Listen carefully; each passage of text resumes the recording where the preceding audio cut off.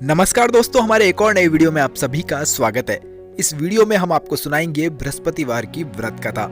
अगर हमारे चैनल पर नए हैं तो चैनल को सबसे पहले सब्सक्राइब कर लीजिए और इस वीडियो को लाइक कर दीजिए। दोस्तों, एक राज्य में एक बड़ा ही प्रतापी और दानी राजा राज करता था। वो प्रत्येक गुरुवार को व्रत रखता और भूखे और गरीबों को दान देकर पुण्य प्राप्त करता था। परंतु ये बात उसकी रानी को अच्छी नहीं लगती थी। वो न तो व्रत करती थी और ना ही किसी को एक भी पैसा दान में देती थी और राजा को भी ऐसा करने से मना करती थी। एक समय की बात है, राजा शिकार के लिए वन में चले गए। घर पर रानी और दासी थी। उसी समय गुरु बृहस्पति देव साधु का रूप धारण करके राजा के दरवाजे पर भिक्षा मांगने के लिए आए। साधु ने जब रानी से भिक्षा मांगी तो वो कहने लगी कि हे साधु महाराज, मैं इस दान और पुण्य से तंग आ गई हूँ। आप कोई ऐसा उपाय बताएं जिससे कि सारा धन नष्ट हो जाए और मैं आराम से रह सकूं। बृहस्पति देव ने कहा कि हे देवी, तुम बड़ी ही विचित्र हो। संतान और धन से कोई दुखी होता है क्या? अगर अधिक धन है तो इसे शुभ कार्यों में लगाओ। कुंवारी कन्याओं का विवाह कराओ, विद्यालय और बाग बगीचे का निर्माण कराओ, जिससे तुम्हारे दोनों लोग सुधरे। परंतु साधु की इन बातों से रानी को खुशी नहीं हुई। उसने कहा कि मुझे ऐसे धन की आवश्यकता नहीं है जिसे मैं दान दूं और जिसे संभालने में मेरा सारा समय नष्ट हो जाए। तब साधु ने कहा कि यदि तुम्हारी ऐसी इच्छा है तो मैं जैसा तुम्हें बताता हूँ वैसा ही करना। गुरुवार के दिन तुम घर को गोबर से लीपना, अपने केशों को पीली मिट्टी से धोना, केशों को धोते समय स्नान करना, साथ ही राजा से हजामत बनाने को भी कहना, भोजन में मांस मदिरा का सेवन करना, कपड़ा धोबी के यहाँ धुलने डालना।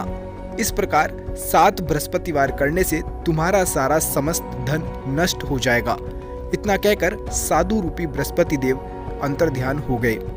साधु के अनुसार कई बातों को पूरा करने के लिए रानी को केवल 3 बृहस्पतिवार ही बीते थे कि उसकी समस्त धन संपत्ति नष्ट हो गई। भोजन के लिए राजा का परिवार तरसने लगा। तब एक दिन राजा ने रानी को बोला कि हे रानी, तुम यहीं रहो, मैं दूसरे देश जाता हूँ, क्योंकि यहाँ पर सभी लोग मुझे जानते हैं, इसलिए मैं कोई छोटा काम नहीं कर सकता। ऐसा कहकर राजा परदेश चला गया। वहाँ वो जंगल से लकड़ी काट कर लाता और शहर में बेचता था। इस तरह वो अपना जीवन व्यतीत करने लगा। इधर राजा के प्रदेश जाते ही रानी और दासी भी दुखी रहने लगे। एक बार जब रानी और दासी को 7 दिन तक बिना भोजन के रहना पड़ा तो रानी ने अपनी दासी से कहा कि हे दासी, पास ही के नगर में मेरी बहन रहती है। वो बड़ी ही धनवान है। तू उसके पास जा और कुछ ले आ, ताकि थोड़ी बहुत गुजर बसर हो जाए।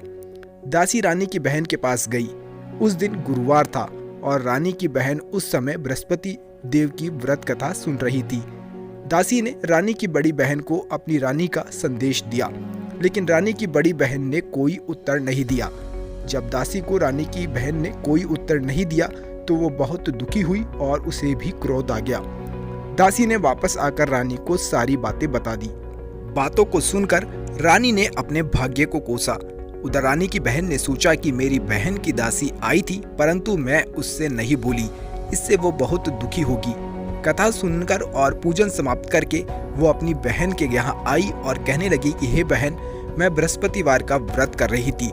तुम्हारी दासी मेरे घर आई थी, परंतु जब तक कथा होती है तब तक न तो उठते हैं और ना ही कुछ बोलते हैं, इसलिए मैं नहीं बोली।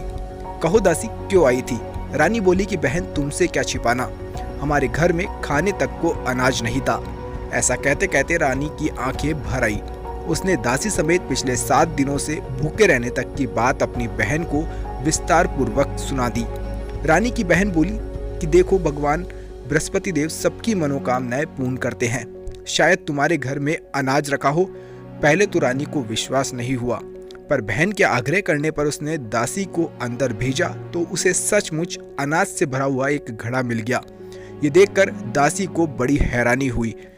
इसके बाद में राजा के लौटने पर रानी ने दोनों ने साथ में मिलकर बृहस्पति देव की व्रत रखा और उनकी व्रत कथा भी सुनी। साथ ही नियमित बृहस्पतिवार को व्रत करने लगे।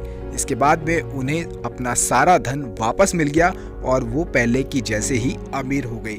दोस्तों, अगर आपको ये वीडियो पसंद आया तो इसको लाइक करें, शेयर करें। अगर हमारे चैनल पर नए हैं तो चैनल को सब्सक्राइब करना ना भूलें।